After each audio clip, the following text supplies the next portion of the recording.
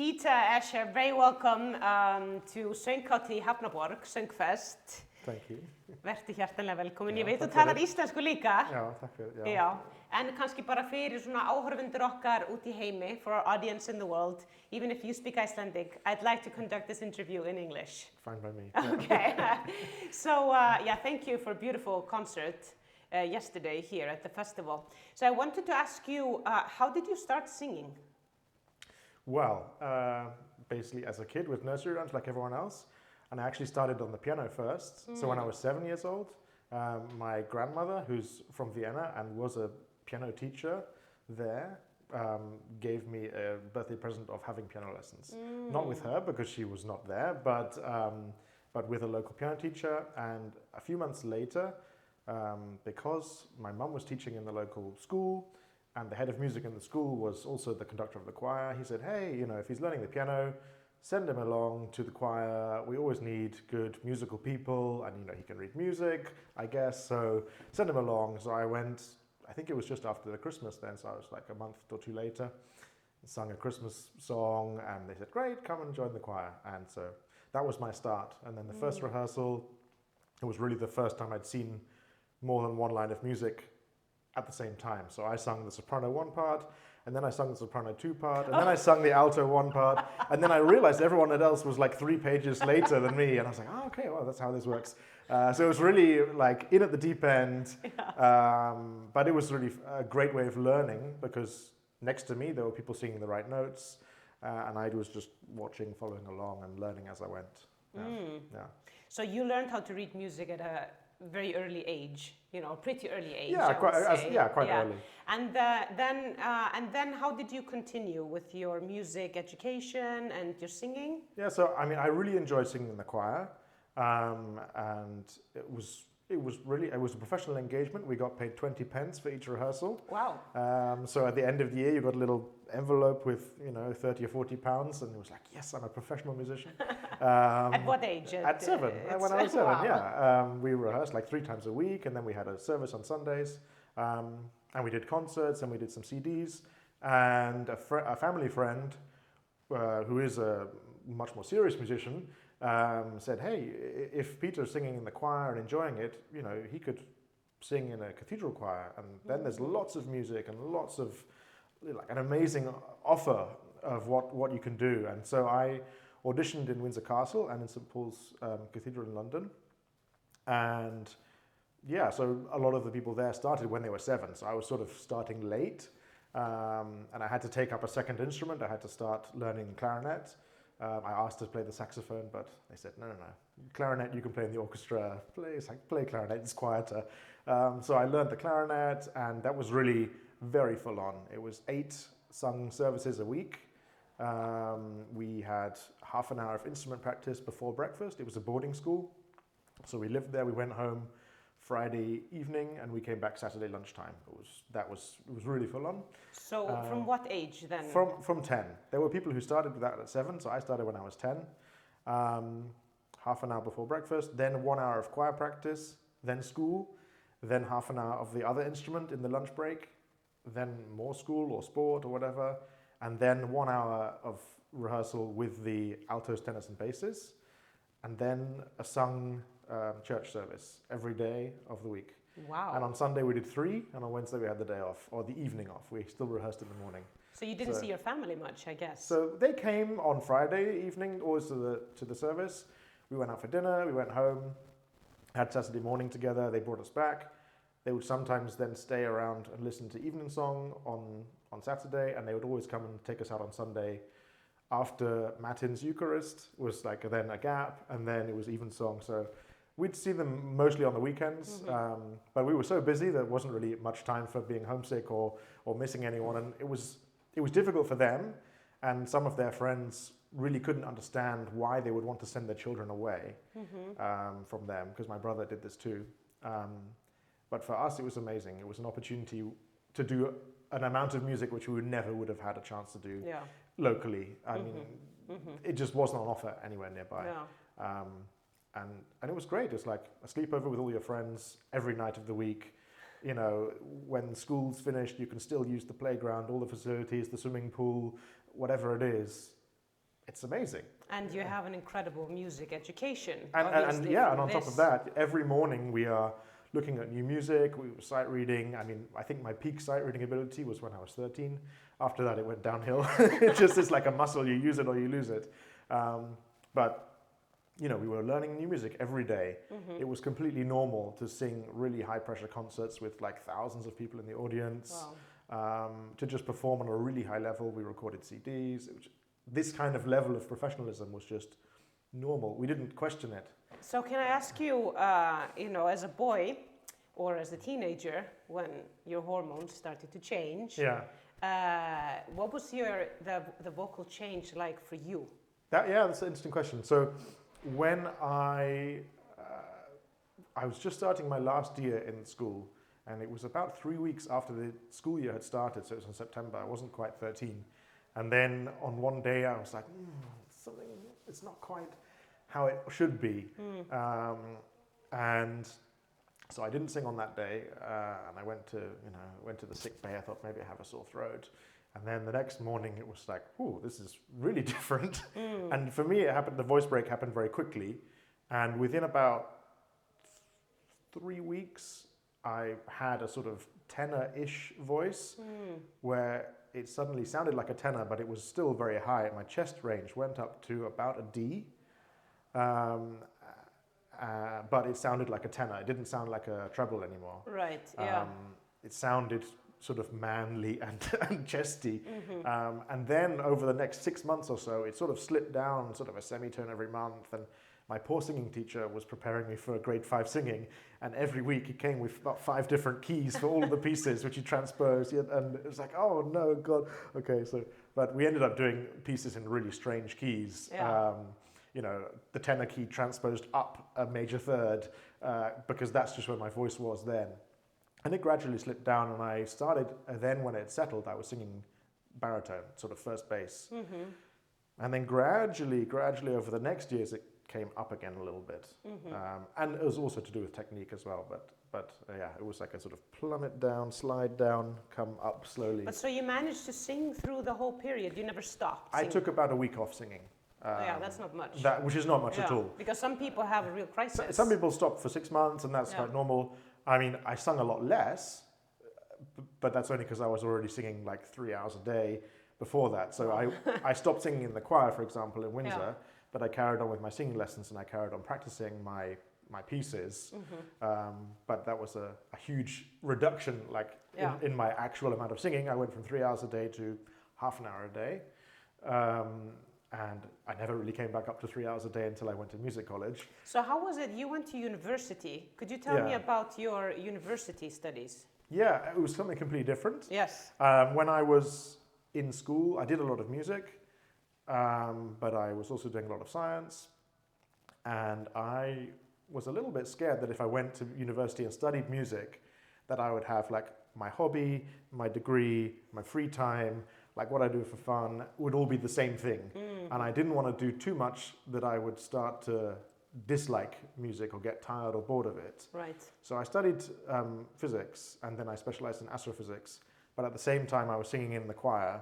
And this was where? In Cambridge, in Clare College. It's a mixed voice choir. So there are there are very many very good choirs in Oxford and Cambridge, and in several other universities.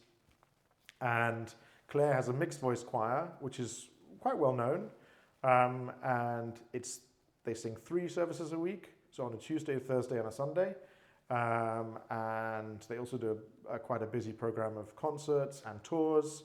So, you know, with this university college choir, we toured to the Netherlands, to Germany, to the United States twice, and we were pretty active. We did concerts in London and in Cambridge with really good orchestras, and excellent soloists, and in Manchester, and we were pretty active. And in fact, the first thing I did before I even started on my course at university was a choir tour to the Champagne region of France, where we sung the Messiah with a French orchestra and soloists from Europe all around. And so that was a big part of my university life, although not my degree. And then somehow during that, the idea of doing music as my main thing came back into focus. And as part of the choral scholarship, we had singing lessons, which were paid for by the scholarship. So my teacher recommended me to go on a course for soloists. And it was I'd always done solo singing just as a way of doing the singing exams. But until then, it had always been choral singing. So the only time I sung solo was in my lessons and in my exams. And that was it. Yeah. But she said, hey, think about this solo singing course. It's in the summer, it's a week long, there's lots of good professors from the conservatoires around, and maybe it would be something interesting for you. So I went, and it was really fun. It was great. Lots of good singers, lots of interested singers. I was sort of forced to pick out some solo repertoire and to find stuff that worked for my voice, and I had sessions with some really good professors, and they sort of said, hey, so which conservatoire are you at? I said, well, I'm not at a conservatoire, I'm just at university, I'm doing physics. And they said, oh, which ones are you applying to? And I said, well, I'm not applying to any, I'm just sort of doing this. Yeah. And they said, oh, well, you should. So that was like the first seed of, well, maybe this is something that I should really think about properly. And then you finally did, right? And then you I did, and I went to Royal College. Which was great fun. I think this was like maybe the pinnacle of my ego was when I was applying for the Royal College of Music. I was like, everyone says I should apply for a conservatoire. I'm going to go and I'm going to be the best person in the world. And then you come here and I hear these people warming up for their auditions. I'm like, oh my God, these are really serious singers. I mean, I've got no chance. If this is the standard, I should just go home now. But it was great. There was an amazing culture with fantastic singing. And as a singer in a conservatoire, you get a really good deal. As an instrumentalist, you have, yes, your principal study, so that's 1.5 hours a week with a teacher, and maybe you play in a chamber group, and maybe you play in the orchestra if you're really lucky, and that's it. If you're a singer, you have language classes in 4 different languages, you have movement classes, stagecraft, acting, all of this. You have 15 hours a week of teaching. For the same money. And how was it for you to vocally, kind of transfer from choral singing into solo singing? Yeah, it was a challenge. For me, choral had always been my main thing. Yeah. And if you're in a choir, occasionally you do sing a solo because there's a solo part where one person sings one thing. And in Windsor, I had done solo singing as a soloist as part of a choir. And I never really thought about it as much of a thing. It's just like, okay, yeah, one person sings a solo and everyone else does the rest. It's fine. So it wasn't completely new, but to sing solo means to think only about the sound of your voice and how you're producing it, not necessarily to think about how am I blending with the rest. Yeah, the voices. Am I matching? And so that's a challenge. And also, as I improved my vocal technique, the voice grew and became louder and more resonant and had more cutting power because, to sing classically with an orchestra, for example, you need to really come, well, depending on the size of your voice, through the orchestra or over the orchestra. And this is almost the opposite of what you're trying to do in a choral setting. When you're mixing. And for example, in the sort of acoustic which you have in a church, it's more effective to sing with less vibrato because the acoustic then amplifies the sound for you. But in an opera house, it's more effective to sing with vibrato because the voice is freer and it carries and it's more audible to sing like that. So, do you now, at this point in your career, do you make choices about vibrato? Yes, absolutely. You do, because not everybody does. I mean, do you sometimes think, I want to sing this non-vibrato or I want to sing this with vibrato? So my default would be to sing everything with a vibrato. That's like where I go from. And for me, stopping the vibrato is the special effect rather than the other way around. Yeah. So, and I think that's how, for me, that's how at least my voice works. And I hear other people say the same thing. Yeah. That a healthy, natural vibrato is sort of the default setting. Just like the voice is by default a legato instrument, like what we do best is to sing joined up notes and to separate it is a special effect, or an extra thing, staccato is a special effect. To sing straight with no vibrato is a special effect. It's a choice. It's a color. Tell me now a bit more about vocal technique. For instance, how do you, I know this is a big question, but how do you think about breath and breath control? It's really interesting. So, because I studied physics, yes, I maybe have a slightly weird way of thinking about these kind of things. But for me, this is how I access singing in a way, the technical side of it at least. You know, it's physics. We have lungs. They hold air. They're three-dimensional. What we're trying to do is create a steady stream of air, which has an even flow rate against controlled resistance in the vocal cords. And then, in order to describe what's happening, you have to use words which are normally not allowed in singing. Pressure, tension. Because we are pushing, with pressure, air, against our vocal folds, which are in tension, where we are squeezing them together. And these are all things we go like, don't squeeze, don't push, no pressure, no tension. Yeah. It's like, well, actually there is tension. Yeah. It has to be just the right amount, and it has to be in a perfect balance. But so I don't think of these things as like forbidden ideas. And, you know, if you look at a trumpet player, what they do with their lips is very similar to what we do with our vocal folds. They're pushing them together, they're stretching them, they're making them more tense or less. And ultimately what defines how high a trumpet player can play is how tight can they make their lips, how much air pressure can they push through, and what resistance. And that's the same with singing. You know, you need strength, but it also needs to be even and controlled. And that's difficult because, you know, our lungs are not just a piston with one little thing where you push up from the bottom. There are all these different muscles pulling from different directions, your ribs, and it's all three-dimensional, but you're trying to create a sort of linear airflow, which is really even, or where you're in complete control over what the flow is, and that's really hard. And there are exercises which I did when I was studying, which were just breathing only exercises, just with a controlled resistance. I bought this scuba diving lung training thing, which scuba divers use for breathing in. So it's like it goes in your mouth like a scuba mask, and you breathe in, and it's like, because that's hard underwater, you know, you're pushing out against the water. But a guy who's a brass player said, I use this, I just screw it all the way in and then I blow out against it, just to have a controlled resistance. So I can practice doing a really even airflow against this resistance. And these kind of things, I mean, I don't use it all the time, but if I feel that's what I need to work on, then I have no problem using a weird tool to do it, because at the end of the day, yes, you don't take it with you on the stage, but whatever you can use to help you make a good sound is worth trying and worth using. So yeah, I have a very analytical way of thinking about it, also with resonances. A lot of the time when I was in college, I used an app on my iPad, a spectrum analysis app. Literally shows you the frequency breakdown of the sound you're making over time. And on this you can see, is my vibrato even? Because you literally see these little wiggles going around. Yes. You can see, are my resonances strong in the right place? And sometimes, especially higher up in the voice, on certain vowels, the formants that you use to create the sound of that vowel just doesn't match with the pitch that you're actually singing, with the overtones of your voice. So that's when you get into what vowel modification.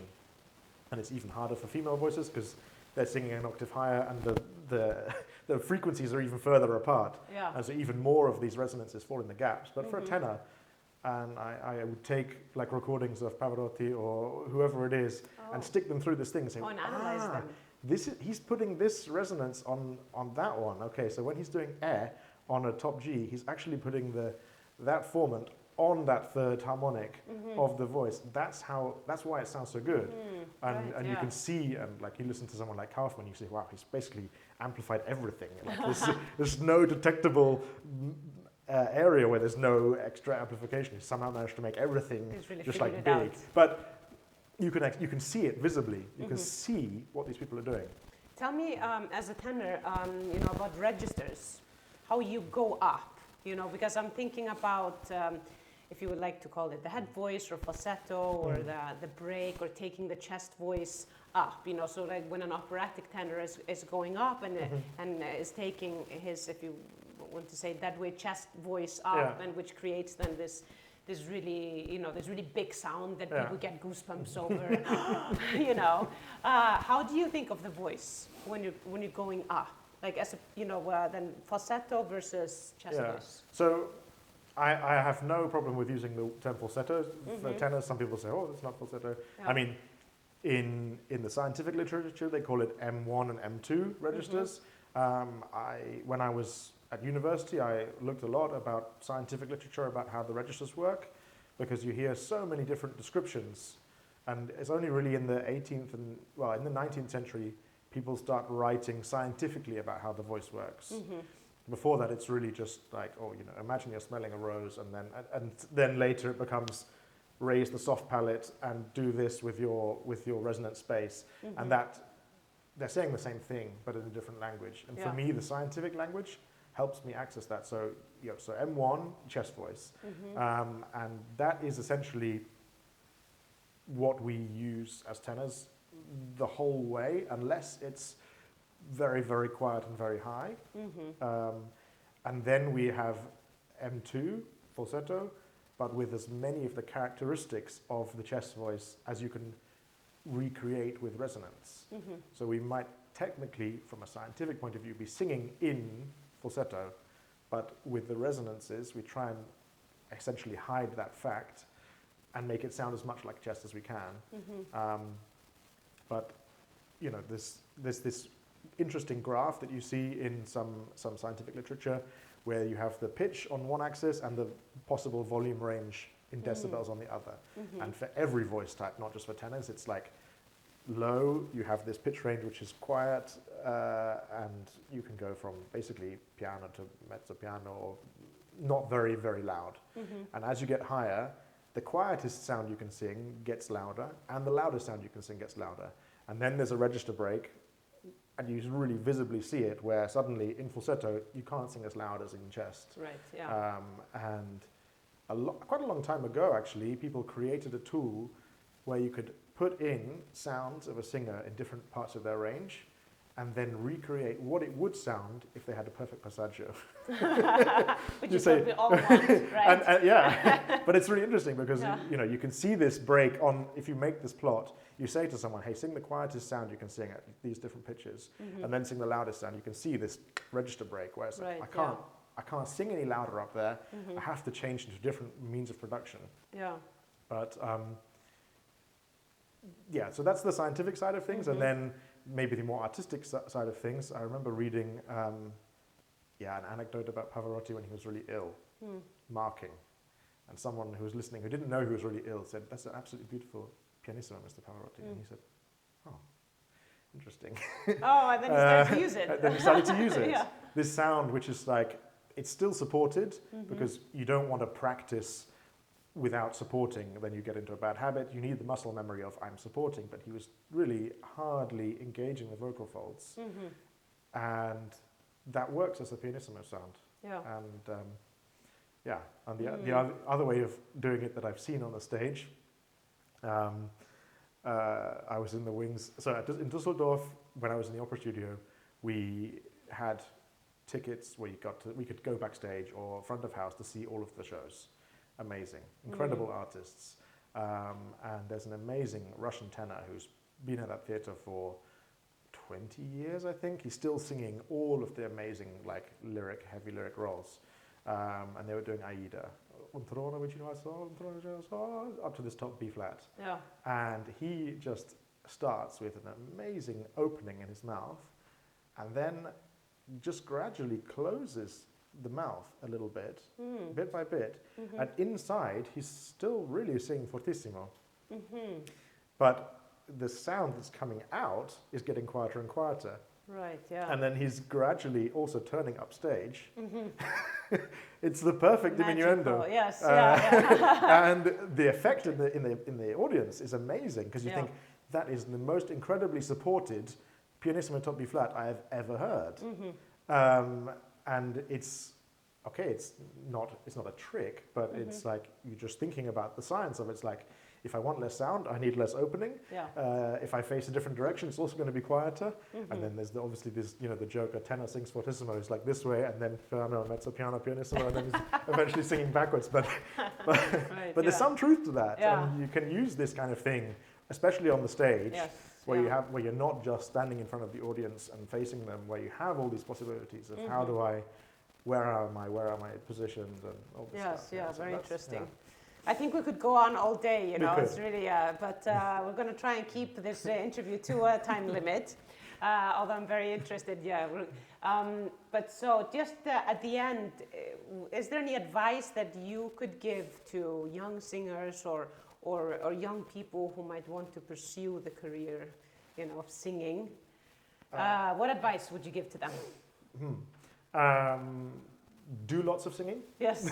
It sounds stupid, but you learn so much by doing it. Make opportunities to perform. If there aren't concerts, make concerts. Invite people. Put a concert on. Choose repertoire. You get good at making a concert by making a concert. There's no shortcut. You get good at singing by singing. Find a good mentor, someone who you trust. Record yourself. And listen to yourself, not while you're singing. That's a terrible idea.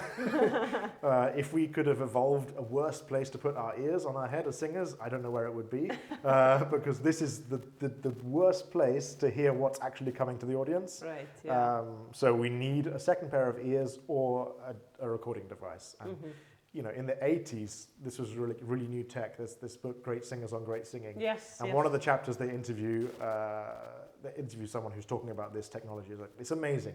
I can record onto a tape what it sounds like, and then I can listen straight back to it.